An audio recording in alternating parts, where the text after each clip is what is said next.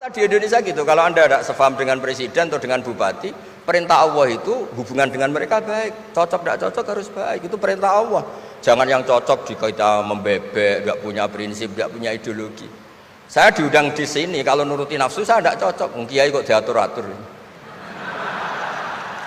Tapi perintah Allah disuruh menghormati kawan, kata Rasulullah di sebuah hadis, inna min abaril birri silatar rajul ahla wuddi abih. Kebaikan tertinggi itu adalah berkawan baik sama teman bapaknya. Saya ini dekat sekali sama Profesor Zaini Tahlan, sehingga harus hormati putrinya. Sebetulnya wajib hormat itu dosen UGM, kalau enggak dipecat kan. Tapi saya punya konstitusi sendiri.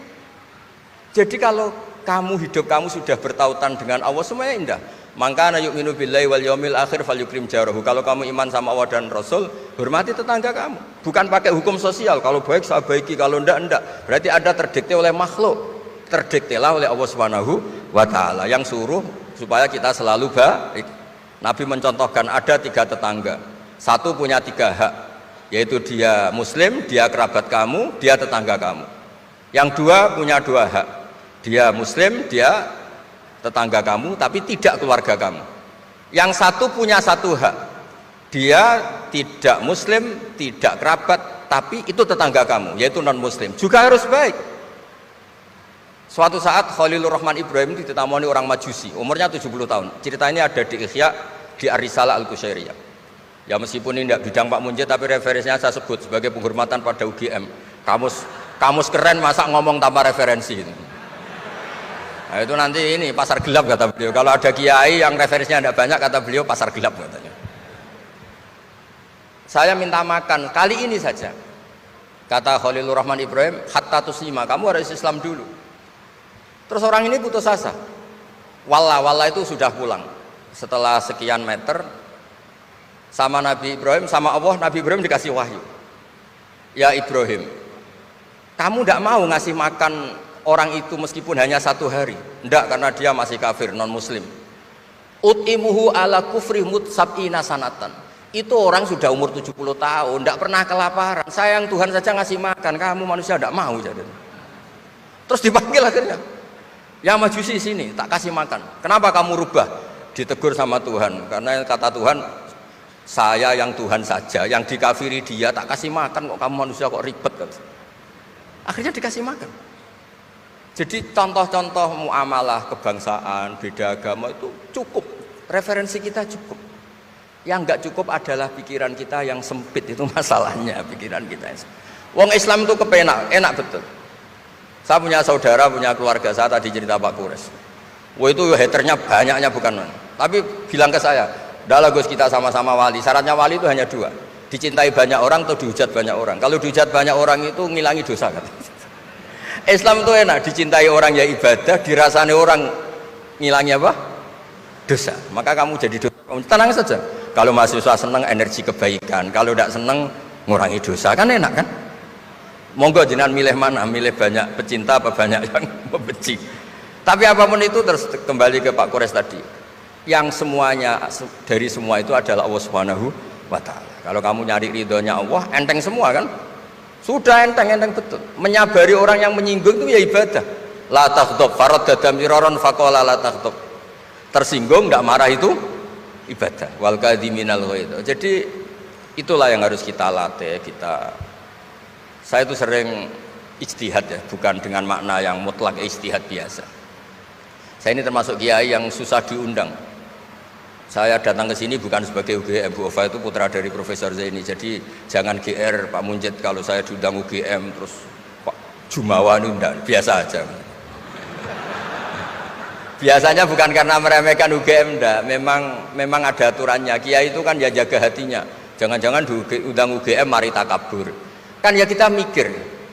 Kalau enggak mau jangan-jangan takabur, diundang kok enggak mau kan ya mikir. Ini cerita Pak Kores, ini kisah nyata. Saya tuh pernah diterima kasih kiai kecil. Gus matur nuwun Gus jenengan enggak datangan. Oh iya. Kalau di dunia kiai itu kiai kecil kan diundang acara-acara kecil. Ya kira-kira salam tampil 200.000 lah kira-kira gitu. Gara-gara saya tidak datang dia lakon itu ya lakon dia yang disalami template, yang dicium. Oh itu kalau jenengan datang saya mahjub, saya itu gak kanggo gitu. Jadi dianggap uang 200.000 itu dari saya.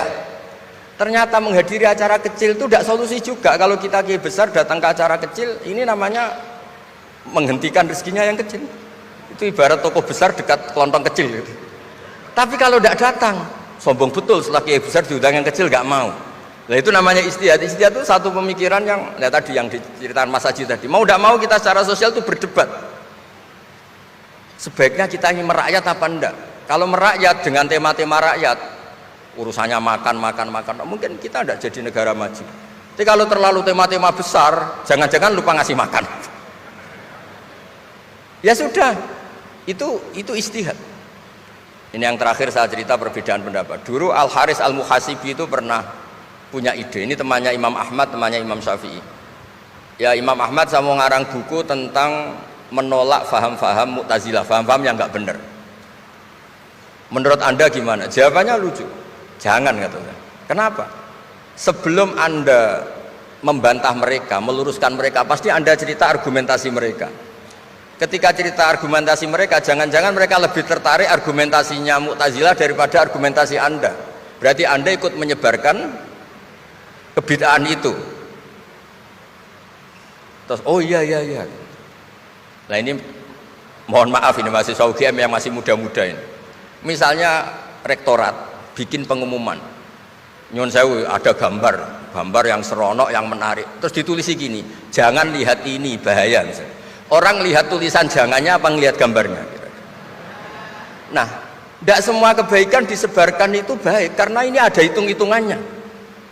Saya sebagai ulama ahli sunnah misalnya, tahu madhab Mu'tazilah, tahu madhab yang lain-lain itu dari cerita ulama itu.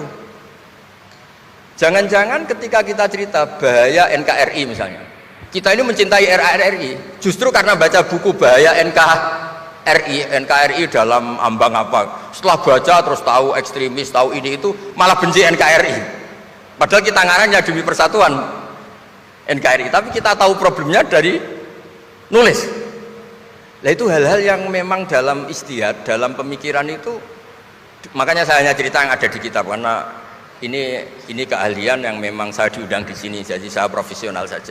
Jadi di bab-bab seperti itu tuh memang kita pasti gampang berteman orang kecil, katanya merakyat, ternyata memperbudak. Enak kan Anda misalnya Pak Munjid berteman kampungnya di Kebumen, dosen UGM tinggal nyuruh minta mijitin.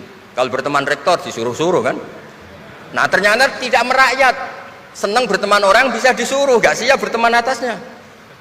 Lah gak mau berteman atasnya katanya merakyat, ternyata karena hasud, karena gak jelas semua, hidup ini gak jelas. Yang jelas hanya Allah Subhanahu wa taala. Makanya menurut ilmu tasawuf itu qulillah tsumadarhum fi khawdima labun, sudahlah kembali ke Allah. Berteman orang kecil ya karena perintah Allah. Kalau karena perintah Allah pasti inginnya ikram, memuliakan. Berteman orang besar juga karena perintah Allah, supaya ada hasud, supaya Indonesia ada chaos. Kayak tadi yang didawuhkan Pak Quraisy, la imamun khusyum khairun min fitnatin tadum.